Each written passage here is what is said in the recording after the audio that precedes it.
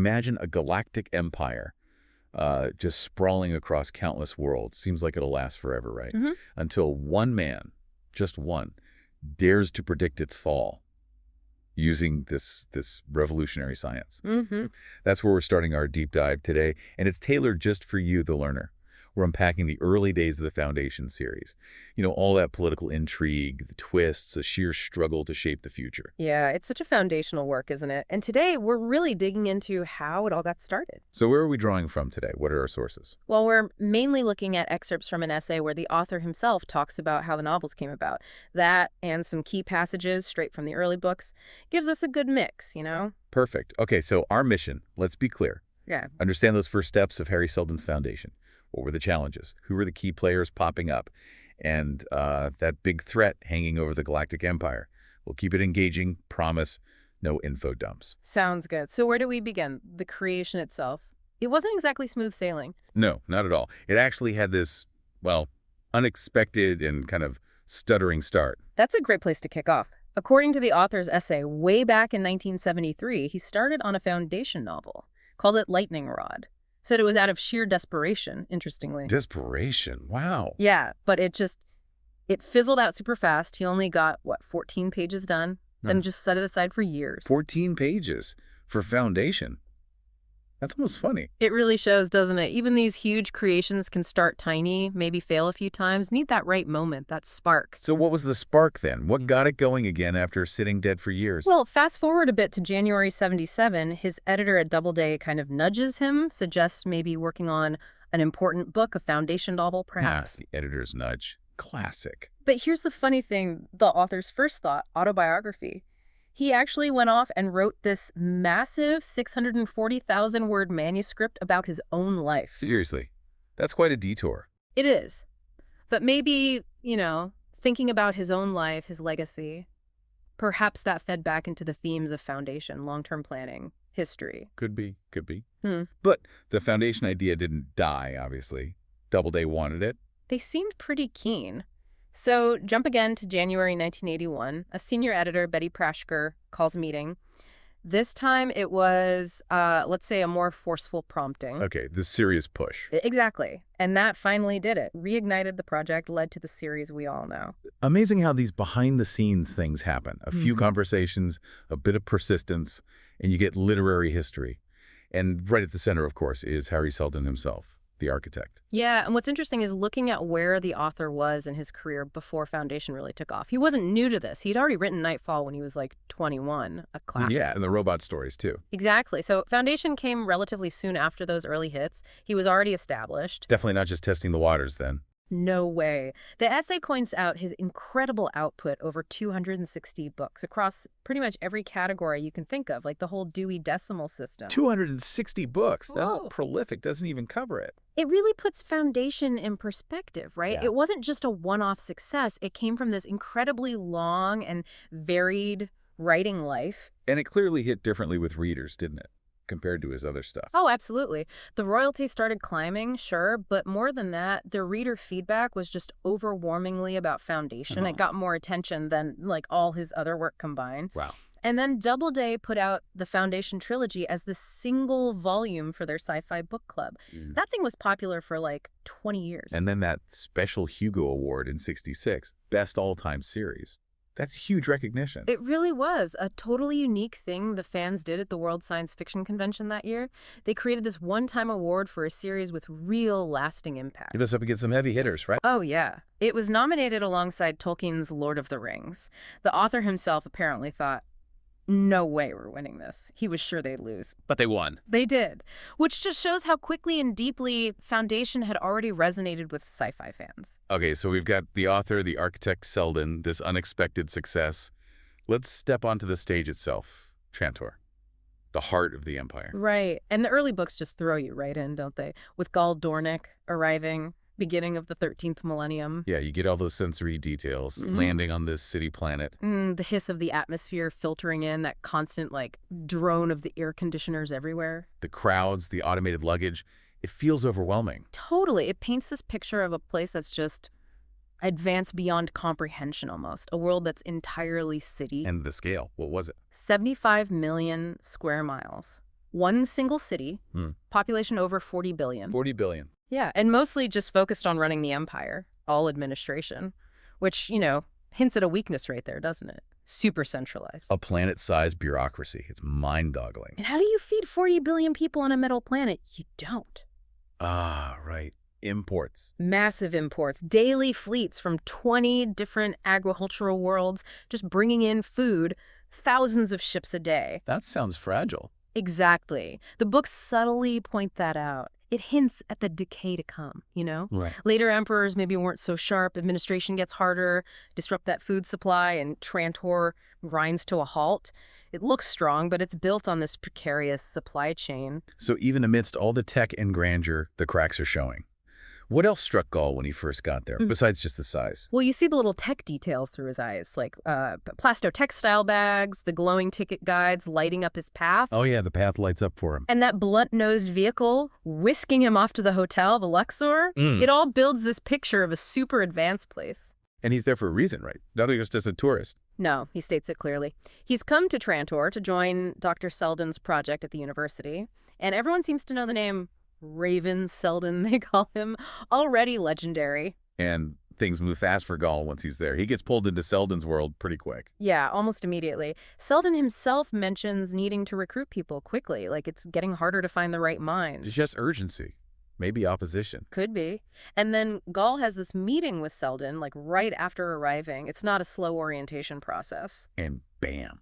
Selden hits with the psychohistory and the fall of the empire. Right. Selden talks about field differentiation, this math he uses to predict mass behavior, and just calculates it for Gall. Total destruction within 3 centuries. Probability, 92.5%. No, 92.5%. That's basically a certainty. Pretty much. And he also brings up the Encyclopedia Galactica project, this idea to save all human knowledge, try and shorten the dark age that's coming. Who does Gall even process that? He just got off the ship. He's completely bewildered, as you'd expect, still reeling from just being on Trantor, probably major culture shock. And then he meets Lors Avakim, who's kind of Selden's representative. And it becomes clear this isn't exactly a job offer Gall can refuse. Not really. Gall's like, I demand to see the Emperor. What is this?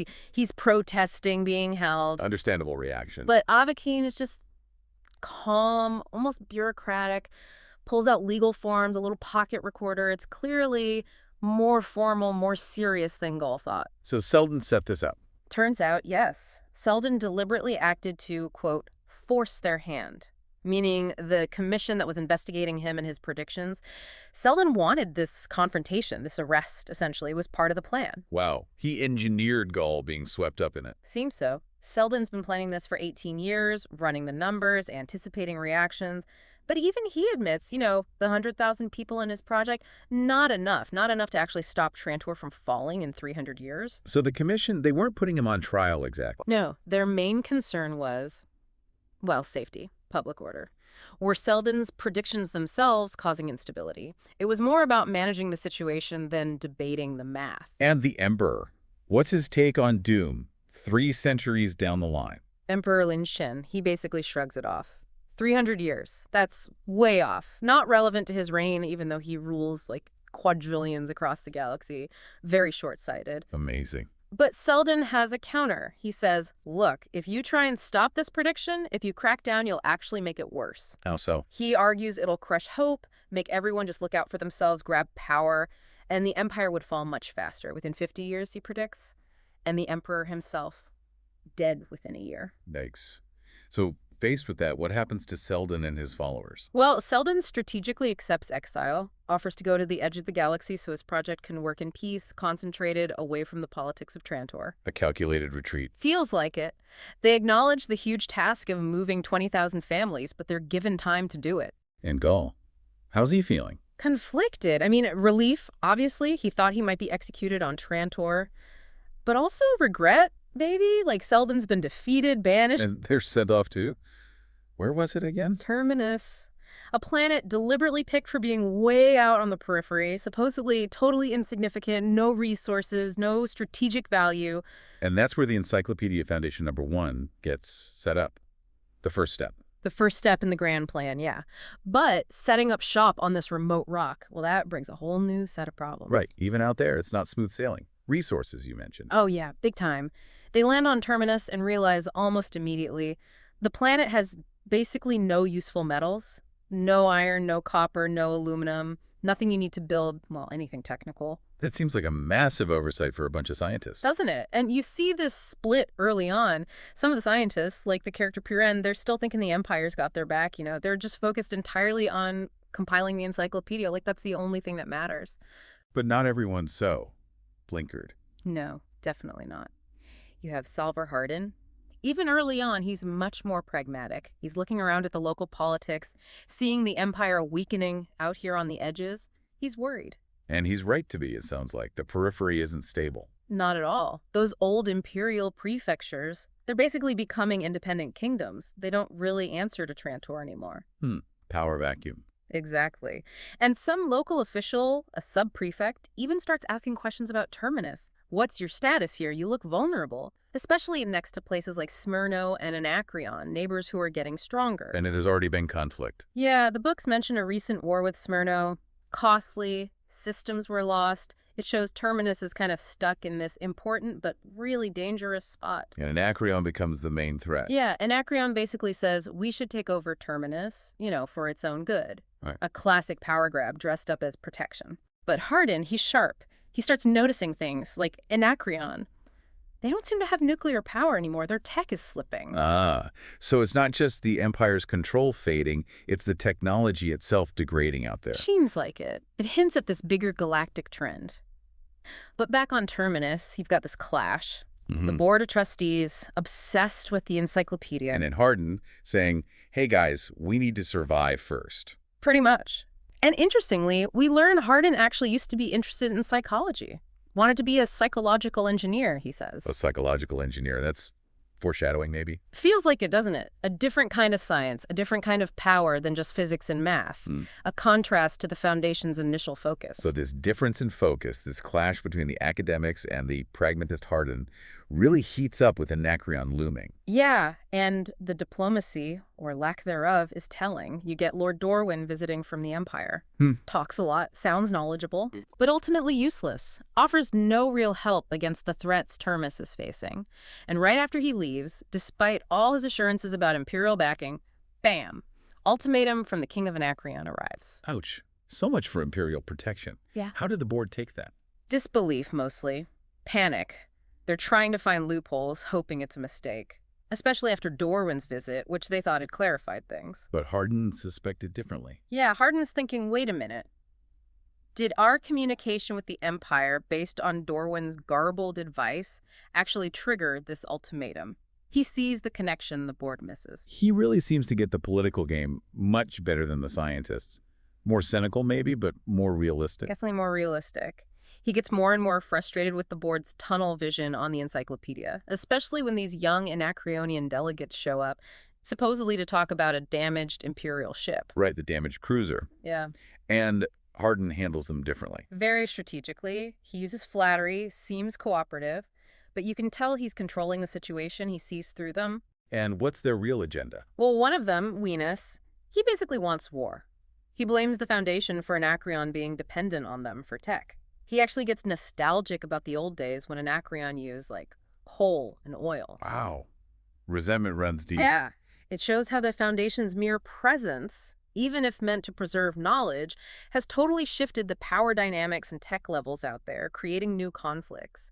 Venus is manipulative too, trying to influence the young Anacreonian King Leopold. So Hardin realizes they can't just rely on tech superiority or imperial treaties that don't mean anything. He needs another angle. Exactly. And this is where it gets really interesting. While the Anacreonians are swaggering around, convinced they can just walk over Terminus. Hardin has another card up his sleeve. He does. His ally, Bort, reveals something amazing. The Foundation has been quietly setting up a religion on Anacreon. A religion, seriously. Seriously. Structured very deliberately authoritarian lines. The priests control the Foundation's advanced tech, but frame it as miracles, divine power. They keep the population in awe and dependent. They even point to an incident at some temple, the Thessalonican temple, where Foundation tech was used to create what looked like divine punishment. It cemented the religion's hold. That is incredibly manipulative for scientific foundation. It is. And others on Terminus, like Cermak, are skeptical. Like, Hardin, are you crazy? You're setting up this controlling religion and giving them tech? It seems risky, contradictory even. But Horton has a plan. He's not just winging it. No. And then he drops the other shoe. He admits, yeah, he repaired that Imperial cruiser for them, but he says he did it in his own way, Amazing. meaning he rigged it somehow. And then he mentions the hyperwave relay advanced communications, a surprise element. And just as things are tense, the televisor screen flickers on. So his solution isn't military. It's information, control, propaganda. Something like that. It's a non-military move, definitely. Using technology for influence, not just force. Okay, so that's the first foundation, dealing with immediate survival.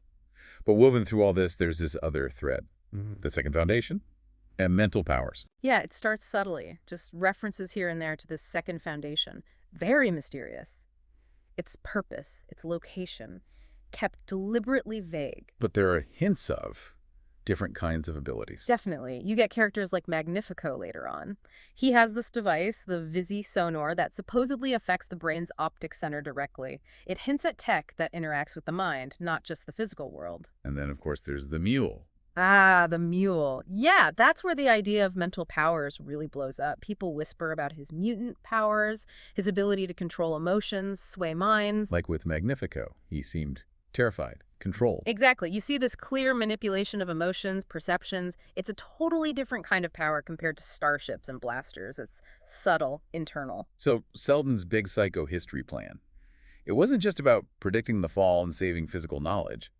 It might have involved mental science, too. It really starts to seem that way. The narrative drops hints that Selden's plan was two-pronged. Physical science via the first foundation on Terminus. And mental science, maybe, with the second foundation hidden somewhere else. Precisely. You hear discussions about controlling society, probabilities. It fits. And it explains why the second foundation had to be secret. Why? Because psychohistory relies on predicting the actions of large groups who aren't aware they're being predicted or manipulated on that scale. If everyone knew there was a group of mind readers guiding things... It would change how everyone behaved. The predictions wouldn't work anymore. Exactly. The randomness, the natural flow of society would be gone.